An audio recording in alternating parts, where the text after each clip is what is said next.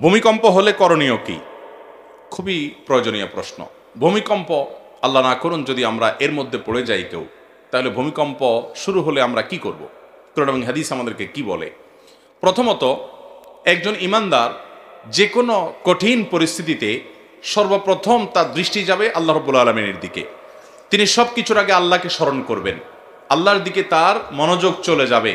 তিনি জিকির করবেন, আল্লাহ তাআলার স্মরণ করবেন এবং আল্লাহর কাছে দোয়া শুরু করবেন, তওবা করবেন, ইস্তেগফার করবেন, রোনাজারি করবেন, আল্লাহর কাছে পানা চাইবেন, কারণ এটাই হলো তার রক্ষার প্রধান এবং মূল জায়গা। এজন্য ঈমানদার সে কাজটি করবেন। নবী করিম সাল্লাল্লাহু আলাইহি সাল্লাম চন্দ্রগ্রহণ হলে, সূর্যগ্রহণ হলে, সাহাবীদের মধ্যে ভূমিকম্প তৈরি হলে, এরকম কোনো পরিস্থিতি তৈরি হলে তারা আল্লাহর দিকে রুজু হতেন, জিকির আজকার করতেন, আল্লাহর দিকে মনোযোগী হতেন, তওবা করতেন, ইস্তেগফার করতেন। অতএব সে কাজগুলো আমাদেরকে করতে হবে, এটা হলো প্রথম। দ্বিতীয়ত, এরকম পরিস্থিতিতে সতর্কতামূলক ব্যবস্থা হিসাবে আমরা অবশ্যই বিশেষজ্ঞরা যে পরামর্শ দিয়ে থাকেন সেই পরামর্শগুলো অনুযায়ী আমরা আমল করব। নিজেকে নিরাপদ জায়গায় নিয়ে যাব। যদি বের হওয়ার সুযোগ থাকে ভবন থেকে বের হয়ে নিরাপদ জায়গায় চলে যাব। যদি ভবন থেকে বের হওয়ার রিস্কি হয় বা সে সুযোগ না থাকে, তাহলে অন্তত ওই যে বিমের আশেপাশে থাকা অথবা আপনার শক্ত কোনো খাট, চৌকি, টেবিল এগুলোর নিচে অবস্থান নেওয়া, আরও যে যে পরামর্শ এ বিষয়ে বিশেষজ্ঞরা দিয়ে থাকেন সেগুলো অবলম্বন করতে হবে। অন্যকে সহযোগিতা করার চেষ্টা করতে হবে।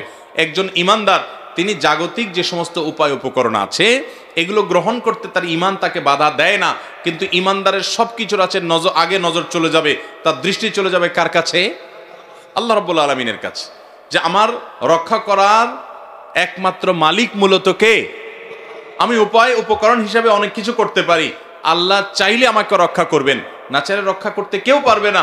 এই জন্য দেখবেন অনেকে সামান্য আঘাতেই দুনিয়া থেকে চলে যায়, আবার অনেকে দেখবেন ভূমিকম্পের পরে 40 ঘন্টা পরে, 50 ঘন্টা পরে, একদিন পরে, 2 দিন পরে পর্যন্ত জীবিত উদ্ধার হচ্ছে কি হচ্ছে না? এই যে করোনা হলো, বহু মানুষ আমরা দেখেছি যে করোনার রোগী সাথে মাখামাখি করেছে, কিছুই হয় নাই। আবার এমনও মানুষ ছিল যে শুরু থেকে পুরো লকডাউনের দরজা জানলা বন্ধ করে পড়ে আছে, তার করোনা আক্রান্ত হয়ে দুনিয়া থেকেই চলে গেছে। আছে না নাই? অতএব সব জায়গায় বিজ্ঞান জবাব দিতে পারবে না। দুজন মানুষ পাশাপাশি আছে, একজনের ইমিউন হয়তো একটু বেশিও আছে কিন্তু সে আগে শেষ হয়ে যাচ্ছে, আরেকজন ইমিউন একটু কম, রোগ প্রতিরোধ ক্ষমতা কম, কিন্তু দেখা যাচ্ছে সে পরে শেষ হচ্ছে। কেন পরে শেষ হচ্ছে এর কোনো ব্যাখ্যা কেউ দিতে পারবে না, কিন্তু ঈমানদারের কাছে ব্যাখ্যা আছে যে আল্লাহ তাআলা তার হায়াত বেশি রেখেছেন, সেজন্য সে বেশি বেঁচেছে। অতএব এরকম কোন আল্লাহ না করুন পরিস্থিতির মুখোমুখি যদি হয়, আজকে তুরস্কে যে ভূমিকম্প হয়েছে, এই ভূমিকম্প যদি আমাদের দেশে ঢাকা শহরে যদি হয়, আজকে তুরস্কে মানুষের লাশ সরাবার এবং অসুস্থ মানুষকে উদ্ধার করবার বা ভবনের নিচে পড়ে থাকা মানুষকে বের করে আনার মতো লোক তো কিছু আছে। আল্লাহ না করুন ঢাকা শহরে যদি এরকম পরিস্থিতি হয়, তাহলে উদ্ধার করার মতো মানুষ, লাশ দাফন করার মতো মানুষও পাওয়া যাবে না, কাঁদার মানুষও পাওয়া যাবে না। আল্লাহ রাব্বুল আলামিন আমাদের পাপের জন্য আমাদেরকে যেন শাস্তি না দেন, আল্লাহ যেন আমাদের প্রতি রহম করেন, আমাদের প্রতি আল্লাহ যেন ইহসান করেন, আমাদের এই গরিব দেশের প্রতি, গরিব সমাজের প্রতি আল্লাহ তাআলা যেন ইহসান করেন, যেন এই বিপদ আমাদের না আসে, এবং তুরস্কের ভাইদেরকে আল্লাহ যেন হেফাজত করেন। তাহলে খোলাসা কথা হলো, আল্লাহ না করুন যদি ভূমিকম্প শুরু হয়, আপনি দৌড়ে গিয়ে নিরাপদ জায়গায় যেতে পারেন। এমনকি আপনি নামাজে আছেন, যদি মনে হয় ভবন ভেঙে পড়তে পারে, বিপদ বেশি আছে, তো আপনি নামাজ ছেড়েও যেতে পারেন, জায়েজ আছে। এটা নিষেধ না, হারাম না যে নামাজ ছাড়া যাবে না। জীবন যদি চলে যাওয়ার আশঙ্কা হয়, তাহলে নামাজ ছেড়ে আপনি বাহিরে গিয়ে পরে আপনি নামাজটা পড়ে দিবেন, সেই সুযোগও ইসলামে আছে। কারণ জীবন রক্ষা করার নির্দেশ আল্লাহ তাআলা আমাদেরকে দিয়েছেন, সে চেষ্টা আমরা করব। কিন্তু ঈমানদারের বিশ্বাস থাকবে যে আমার জীবন রক্ষা করার একমাত্র মালিকই হলেন আল্লাহ তাআলা, বাকি সব উপায় উপকরণ মাধ্যম এগুলো আমি ব্যবহার করার আছে করব, কিন্তু কর্ণওয়ালা জাত মূলত কে? অতএব ঈমানদারের বিশ্বাস হবে সেটি। এই জন্য ভূমিকম্প শুরু হলে ইস্তেগফার, দোয়া, জিকির, সাদাকা, তাসবিহ, সালাত, আল্লাহর দিকে মনোনিবেশ করা, আল্লাহর কাছে আল্লাহর কথা স্মরণ করা এবং আল্লাহর কাছে পানা চাওয়া, এটা হবে ঈমানদারের কাজ। কারণ এটা আয়াতুম মিন আয়াতিল্লাহ, আল্লাহর কুদরত সমূহের মধ্যে থেকে একটি। কিয়ামতের আগে ভূমিকম্প হবে, সেই ভূমিকম্প এই ভূমিকম্পের মতো না।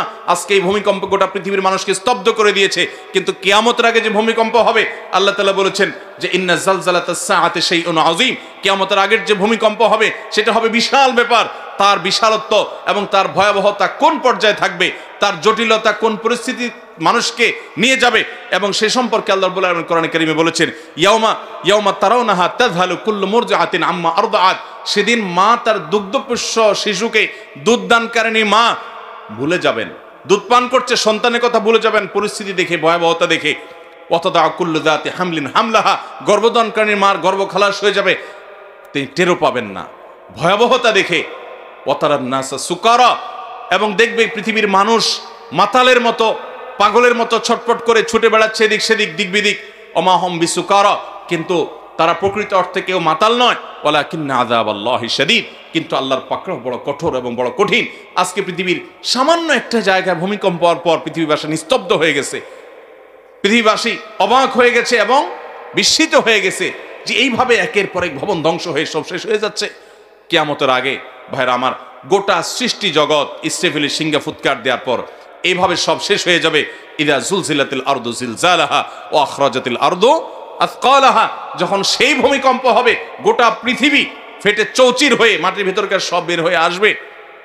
অতএব সেই ভয়াবহতম দিনে আল্লাহ রাব্বুল আলামিন আমাদেরকে যেন ফিতনা থেকে হেফাজতে রাখেন। অতএব ইমানদার যে কোনো পরিস্থিতিতে আল্লাহর দিকে মনোনিবেশ করবে, আল্লাহর কথা স্মরণ করবে, আল্লাহই তার মূল রক্ষাকারী।